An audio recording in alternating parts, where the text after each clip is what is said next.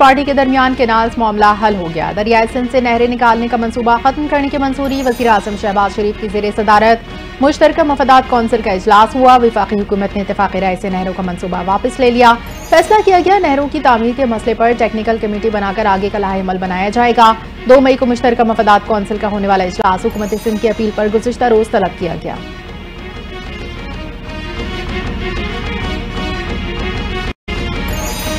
सिंध ताज मुआहिदे के मामले पर नायब वज़ीर आज़म इसाक़ डार की ज़ेरे सदारत इजलास। वज़ीर क़ानून इंसाफ, वज़ीर आबी वसाइल, अटॉर्नी जनरल, सीनियर हुकाम और तकनीकी माहिरीन की शिरकत। नायब वज़ीर आज़म ने कहा इंडस वाटर ट्रीटी को मुअत्तल करना भारत का एकतरफा और गैर कानूनी इक़दाम है। सिंध का पानी पाकिस्तान के 24 करोड़ अवाम की जिंदगी का जरिया है।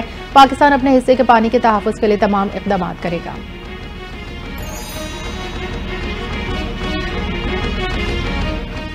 सूबों की मंजूरी के बगैर कोई नहर नहीं बनेगी। जब तक बाहमी इत्तेफाक नहीं हो जाता नई नहरें नहीं बनाई जाएंगी। वज़ीर आला सिंध की मीडिया से गुफ्तगू। कहा 1991 के वाटर अकॉर्ड पर मुकम्मल तौर पर अमल दरामद किया जाएगा।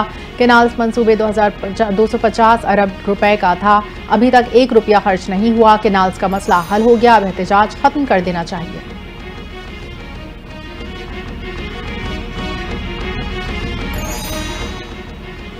सीनियर सूबाई वजीर शर्जील इनाम मेमन का मुतनाज़ केनाल्स मुस्तरद होने के फैसले का खैर मकदम। कहते हैं ये किसी की हार या जीत नहीं, पाकिस्तान की जीत है।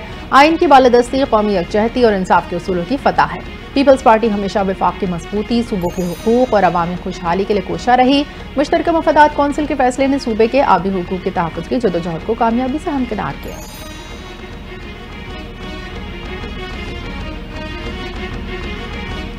भारतीय जारियत और पहलगाम वाक़े पर बेबुनियाद इल्ज़ामात के बाद वाहिका के रास्ते भारतीय शहरियों की वापसी और पाकिस्तानी शहरियों की आमद का सिलसिला जारी। भारत से एक पाकिस्तानी सफारतकार और अमले के 7 अरकान वाहगा बॉर्डर के रास्ते वतन वापस पहुंच गए। सफारतकार सुहेल कमर और अमले के 4 अरकान शाम को वाहगा बॉर्डर के रास्ते लाहौर पहुंचे। इससे कबल सफारत खाने के 3 अरकान और 26 फैमिली मेम्बरान वतन वापस पहुंचे।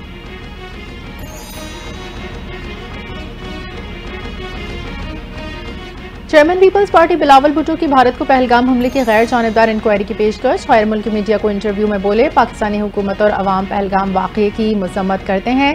भारत का हर हमले का बगैर सबूत पाकिस्तान पर इल्जाम लगाना गलत है। भारत की जानिब से सिंध ताज मुआहिदा मुअत्तल करना गैर जिम्मेदाराना इक़दाम है। एक बूंद पानी भी रोका गया तो इसे ऐलान जंग समझा जाएगा।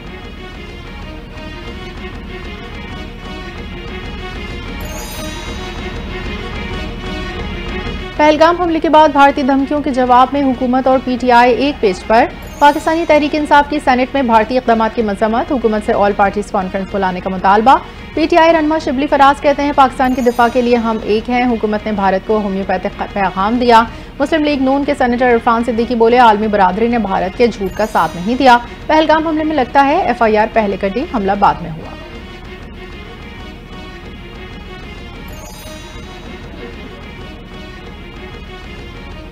पाकिस्तान से हुज्जाज कराम को लेकर पहली हज परवाज सऊदी अरब रवाना। वफाकी वजीर मजहबी उमूर सरदार यूसुफ ने आज़मीन हज को रवाना किया।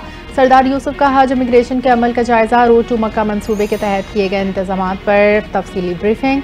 सरदार मोहम्मद यूसुफ ने कहा रवां साल हज इंतजामात में बेहतरी का वाज़ेह फ़र्क नजर आएगा। इमिग्रेशन का पूरा अमल पाकिस्तान में किया जा रहा है ताकि हुज्जाज को किसी किस्म की दिक्कत का सामना न करना पड़े।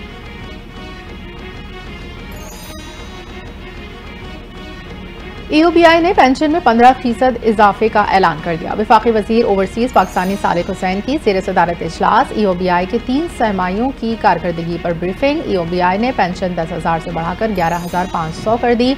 इतलाक 1 जनवरी 2025 की पेंशन से होगा। बाकायदा ऐलान 1 मई को यौम मजदूर पर किए जाने का इम्कान।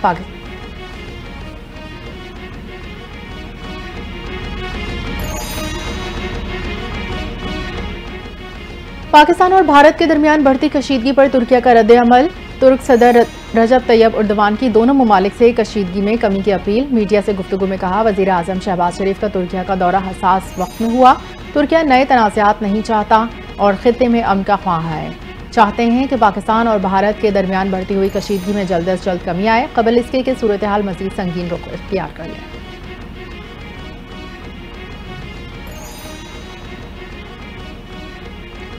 पाकिस्तानी फिजाई हदूद की बंदिश से भारत की गैर मुल्की परवाज़ें ताख़ीर का शिकार। ऑपरेशनल वजूहात की बिना पर नई दिल्ली एयरपोर्ट की 510 परवाज़ों में ताख़ीर। दिल्ली एयरपोर्ट पर आमद की 250 परवाज़ों में ताख़ीर। ऑपरेशनल वजूहात की बिना पर परवाज़ों की आमद में ताख़ीर से खलल का इंडेक्स 4.6 तक पहुँच गया। दिल्ली एयरपोर्ट से रवानगी की परवाज़ों में औसत ताख़ीर 65 मिनट रिकॉर्ड। दिल्ली एयरपोर्ट पर सबसे ज़्यादा अंदरून मुल्क की परवाज़ों में ताख़ीर रिपोर्ट की गई।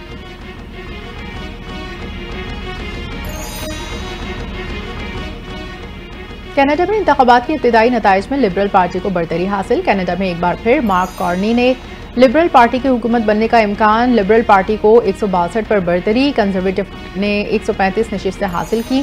343 के ऐवान में हुकूमत साजी के लिए 172 नशिस्तें दरकार। बरतानवी मीडिया के मुताबिक वाज़ेह नहीं लिबरल पार्टी 2/3 अक्सरियत हासिल कर सकेगी।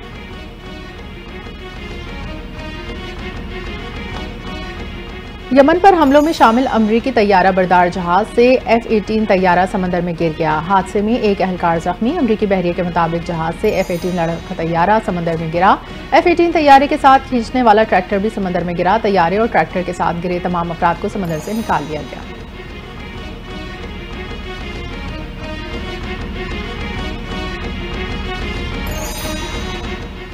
और असल नाम मेहरबानो है। अदाकारा और मेज़बान जुगन काजिम का इंकशाफ। एक इंटरव्यू में कहा, शोबिस में कदम रखते वक्त जुगन का नाम दिया गया। इब्तिदाई तौर पर पसंद नहीं आया, लेकिन बाद में यही मेरी शनाख्त बन गया। बाज़ फैसले इंसान के इख्तियार से बाहर होते हैं, जैसे नाम की तब्दीली। अदाकारा ने मौजूदा रवैयों पर अफसोस का इजहार करते हुए कहा, आजकल छोटे बड़े का अदब कम होता जा रहा है। छोटे जुगन आंटी और जुगन आपी कहकर पुकारें तो खुशी होगी।